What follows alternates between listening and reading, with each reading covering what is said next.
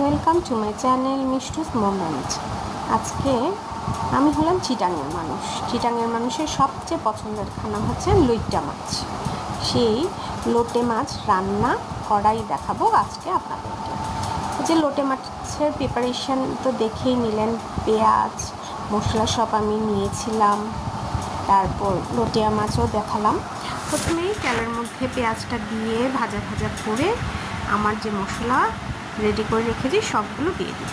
মশলার মধ্যে থাকছে একটু আদা বাটা, একটু জিরে বাটা, একটু রসুন বাটা, পেঁয়াজ বাটা, একটু টমেটো, কাঁচামরিচ আর হলুদ, লবণ, মরিচ তো গুঁড়ো মরিচ তো আছে। এই যে সব প্লেটে আপনাদের জন্য সুন্দর করে সাজিয়ে আমি তেলের মধ্যে দিয়ে দিলাম।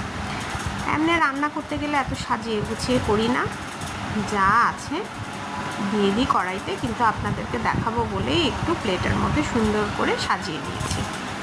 এই যা আগেই তো জানেন আমি একটু অল্প তেলে রান্না করা পছন্দ করি, সেজন্য একটু জল দিয়ে ভালো করে মশলাটা কষিয়ে নেব। যত ভালো করে মশলাটা কষাবো তত সুস্বাদু হবে লোটে মাছ রান্না। তো ভালো করে কষিয়ে নিচ্ছি আমি মশলাগুলো। মশলার রঙটা দেখতে বেশ ভালো লাগছে। যখন আমি রান্না করছিলাম গন্ধটাও বেশ ভালো বের হয়েছে। মশলাটা আমাদের তেলের মধ্যে ভাজা ভাজা করে নিতে হবে, কারণ লোটে মাছটা দিয়ে আমি কিন্তু মশলাতে ভালো করে নাড়াতে পারবো না। লোটে মাছটা বেশি নরম, তো লোটে মাছটা দিয়েই ঢাকনা দিয়ে রান্নাটা কমপ্লিট হয়ে যাবে। লোটে মাছ রাঁধতে বেশিক্ষণ লাগে না, খুবই অল্প সময় লাগে। এই যে আমার মশলাটা কষানো হয়ে গেছে, আমি লোটে মাছটা দিয়ে দিলাম। লোটে মাছটা মোটামুটি ফ্রেশই ছিল।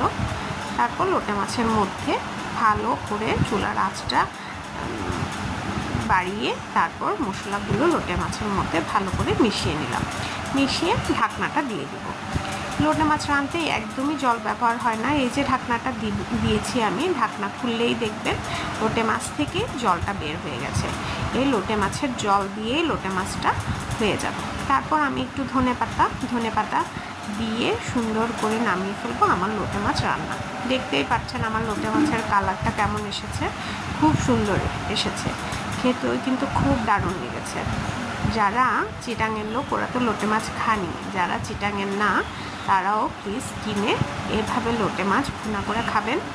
খেতে কিন্তু বেশ দারুণ লাগে। আর লোটে মাছের অনেক গুণাগুণ রয়েছে। সকলকে ধন্যবাদ।